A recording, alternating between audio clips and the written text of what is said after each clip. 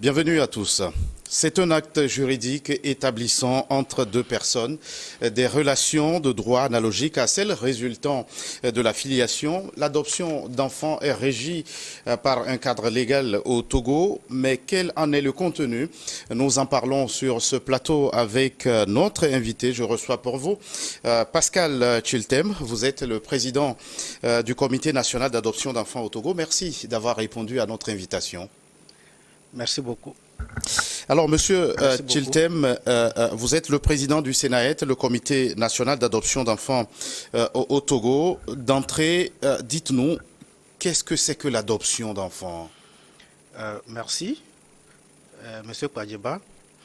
L'adoption d'enfants, c'est la création d'un lien de filiation par l'effet de la loi, ou simplement la substitution d'une filiation juridique à une filiation biologique pour un enfant. Et selon ce que la loi précise, elle ne peut avoir lieu que lorsqu'il y a un juste motif et qu'elle assure l'intérêt supérieur de l'enfant. Voilà. Alors, qu'est-ce qui peut constituer ce motif? Oui, le motif, quand je prends le juste motif, supposons un enfant abandonné, dont on ne retrouve pas les parents. Un enfant orphelin, de père ou de mère ou des deux. Et la loi dit que lorsque l'un des parents est décédé ou déchu de son autorité parentale, alors l'autre parent peut consentir valablement à l'adoption de cet enfant. Mais dans le cas où les deux parents, soit décédés, soit déchus de leur autorité parentale, ou ne sont pas à mesure d'exprimer leur volonté, alors le conseil de famille peut consentir à l'adoption de cet enfant. Maintenant, pour ce qui concerne l'intérêt supérieur de l'enfant, en tout cas, l'adoption doit assurer un développement harmonieux de l'enfant et son épanouissement total. C'est pourquoi nous disons qu'il faut que cela réponde à son intérêt supérieur pour ne pas mettre l'enfant dans les dangers. Alors, et maintenant, quel est le cadre légal qui régit cette procédure au Togo? Oui, vous savez que l'adoption au Togo s'intègre ou bien trouve ses origines dans le Code de l'enfant. Et ce Code de l'enfant qui lui-même est issu ou bien adhère aux conventions internationales.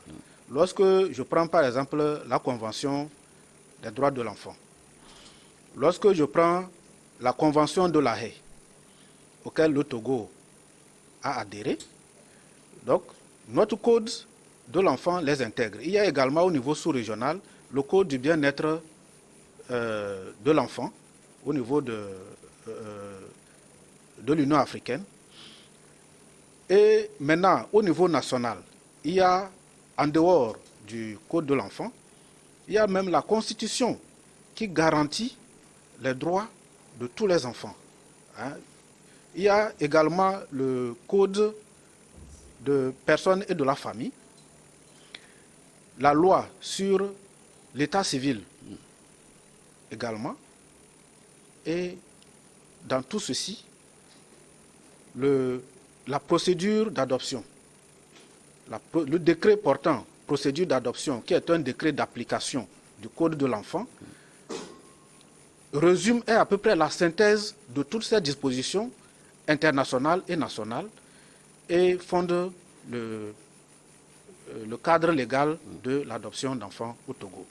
Et l'adoption, la procédure est prise ou bien est précisée par le décret 2008-103/PR du 29 juillet 2008. Et c'est tout ceci qui constitue le cadre légal de l'adoption. Maintenant, le cadre institutionnel, le même Code de l'enfant précise la mise en place d'un cadre qui régit l'adoption. Alors, par application au Code de l'enfant, le décret portant création d'adoption de l'enfant au Togo a créé le cadre institutionnel en sorte que ce comité est composé de 2 instances. D'abord, sinon 3 instances, il y a le niveau tutelle, représenté par la ministre de l'Action sociale, de la promotion de la femme et de l'alphabétisation, qui est chargée de la protection de l'enfant. Et au niveau international, elle est l'autorité légale, l'autorité centrale qui interine ou bien qui donne les attributions. Maintenant, au niveau, au second niveau, le comité même, qui est composé de 7 membres représentant 4 ministères. Donc, c'est un comité interministériel qui comprend, en dehors du ministère de l'Action sociale, il y a le ministère de la Justice qui assure la vice-présidence du comité. La présidence, c'est le comité, c'est le ministère de l'Action sociale. Maintenant, il y a le ministère de la Santé, le ministère des Affaires étrangères. Bon, en dehors du comité, il y a le secrétariat permanent qui est le bras opérationnel du comité qui assure les activités opérationnelles au niveau du comité. Voilà à peu près le cadre légal et institutionnel. Merci. Monsieur Chiltem, autant d'informations pour rappeler le fonctionnement de ce comité national d'adoption d'enfants au Togo. Alors, la question qui est importante aussi, c'est dans quelle mesure l'adoption peut-elle se révéler urgente ou importante chez un enfant? Oui, c'est dit que c'est lorsqu'il y a un juste motif et lorsque cela assure l'intérêt supérieur de l'enfant. Je rappelle que le juste motif, ça veut dire qu'on n'adopte pas un enfant pour adopter. On adopte un enfant lorsque le besoin s'avère nécessaire, lorsque cela s'avère nécessaire, lorsque l'enfant n'a plus de parents, on ne connaît pas sa filiation, lorsque les parents, dans l'impossibilité d'assurer la garde ou bien l'épanouissement de l'enfant, tel que je décrivais, soit un parent décédé ou les 2 décédés, ou parent déchu de son autorité parentale, ou les 2 déçus de leur autorité parentale, alors cet enfant peut être susceptible d'être adopté. Alors, lorsque toutes ces conditions sont réunies, comment procéder? Oui, la procédure d'adoption. Je vais présenter ça de façon schématique. Oui, allez-y. Oui, la procédure d'adoption, selon l'article 2 du décret portant procédure d'adoption d'enfants au Togo, il y a 3 grandes phases. Il y a d'abord la délivrance d'un agrément, le placement d'enfants, et puis le prononcé du jugement d'adoption. Et que ce soit en adoption, en procédure nationale comme internationale, donc c'est la même chose. Maintenant, je vais les prendre par phase pour décrire le processus.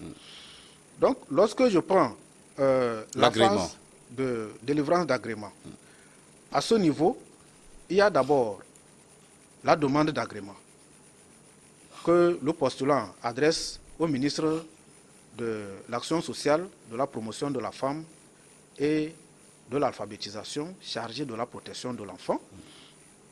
Et dans cette demande, le postulant précise les motifs pour lesquels il veut adopter l'enfant et précise également le profil d'enfant qu'on veut adopter.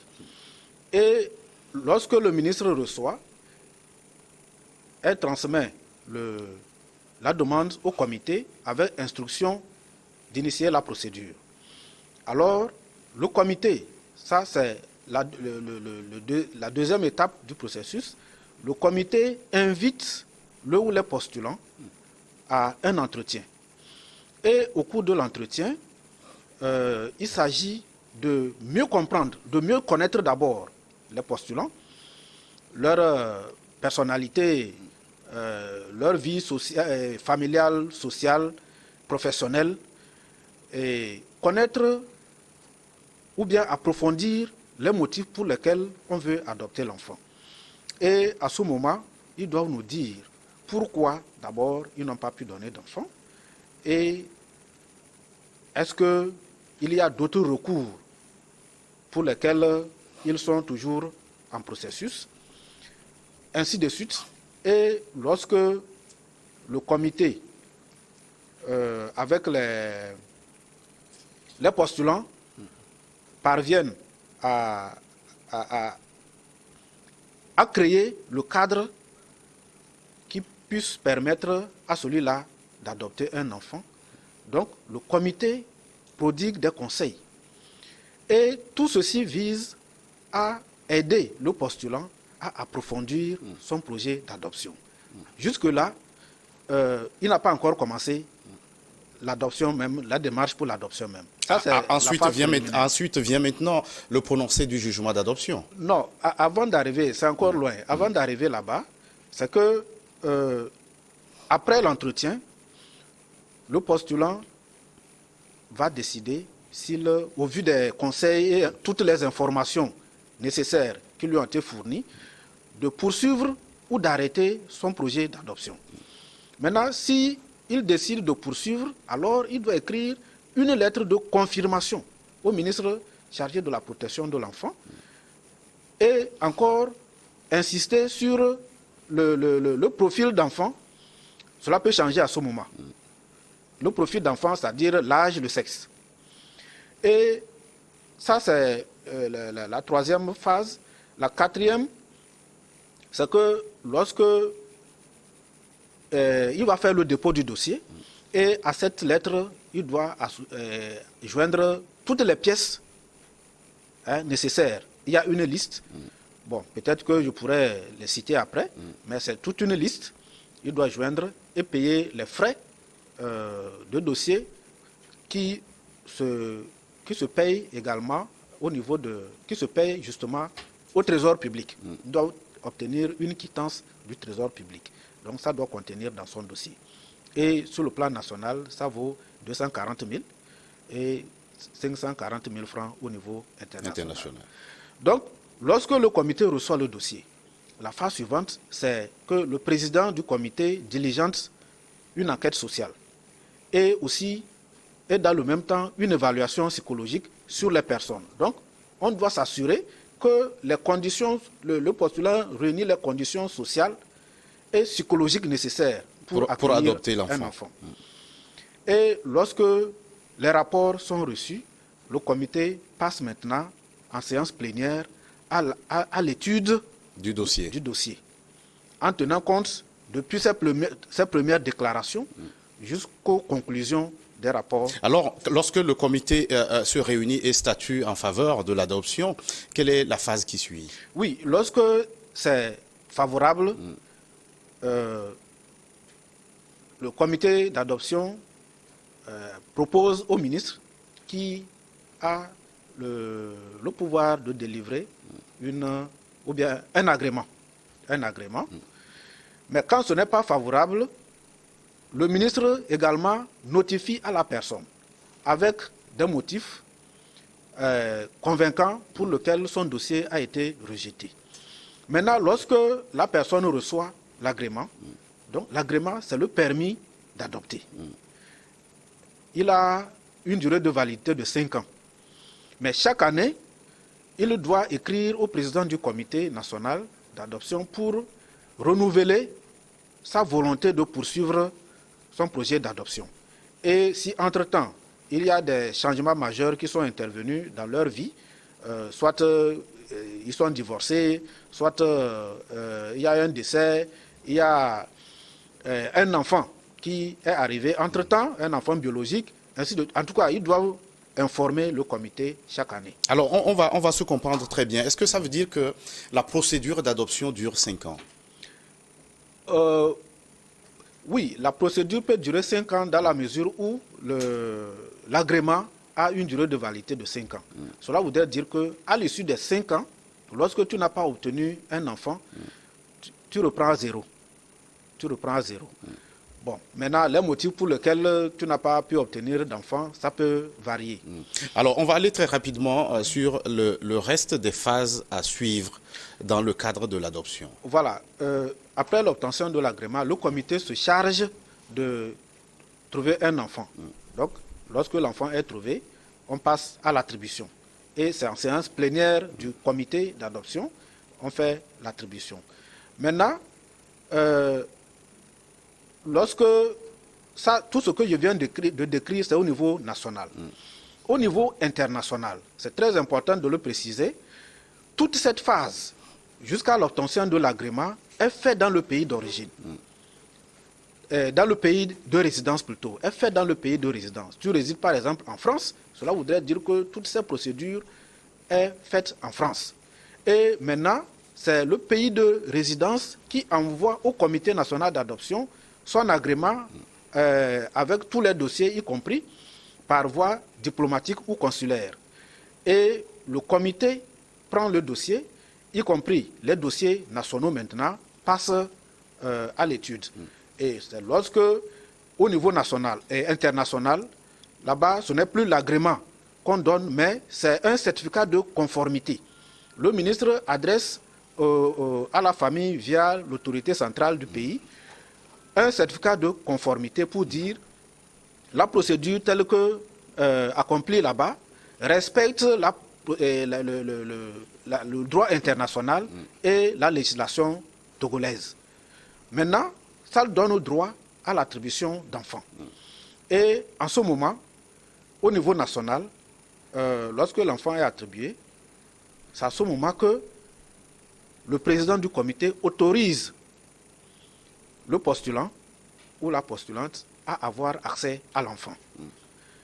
Mais je précise qu'à l'attribution, la personne peut accepter ou refuser l'enfant proposé. Donc, lorsque c'est accepté, on lui autorise à avoir accès à l'enfant et ainsi commence la deuxième phase, le placement d'enfant. Donc, il doit avoir un temps de familiarisation. Que ce soit au niveau national ou international, la personne doit résider dans la structure qui accueille l'enfant, dans la structure de résidence de l'enfant. On l'a compris, la procédure, elle est très longue, et elle est ponctuée de plusieurs étapes. Nous allons poursuivre cette explication en seconde partie de cette émission. Mais pour l'heure, je vous propose d'observer une pause, le temps d'une nouvelle édition du journal sur votre chaîne.